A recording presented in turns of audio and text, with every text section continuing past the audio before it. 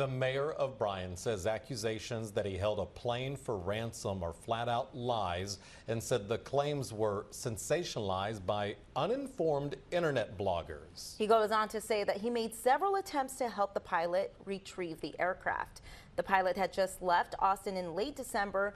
He was back on his way. He was back to his hometown in Louisiana when he said he was forced to make an emergency landing in this field near Easterwood Airport. So that field is owned by the Bryan Business Council.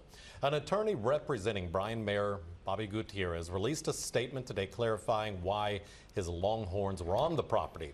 Prior to becoming mayor, Gutierrez entered into an agreement with a private company that leases the land so that he could breed his cattle. Well, the mayor said today, quote, as a result of the extended interruption caused by the plane crash, the embryo collection process could not be completed, which resulted in substantial financial loss. Still, the mayor says at no time did he hold the plane for ransom, and he says any reporting to the contrary is false and is actionable defamation.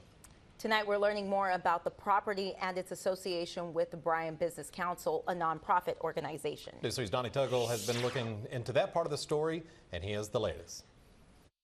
Rusty, Amy, I was supposed to speak with the pilot of that plane today, but he canceled our interview this afternoon on the advice of counsel. For several days, I reached out to the Bryan Business Council, Mayor Gutierrez, and city leaders to learn more about the leased property where this all took place and what has happened in the last 2 months. We have yet to get answers to all of our questions, but did learn more about the $1 a year lease provided by the Business Council to Rafter D Genetics, a private company that specializes in artificial insemination and embryo transfer for cattle. The Bryan Business Council told me this is the only grazing lease they have and explained why. Attorneys say it was in the best interest of the council to lease the property for agricultural purposes so it will be assessed as open land for tax purposes. They say the BBC does still pay property taxes as a nonprofit corporation. They say market value for the property would have driven up significantly. They also say the lease helps prevent waste, trespassers, and other problems that could arise on open, undeveloped land.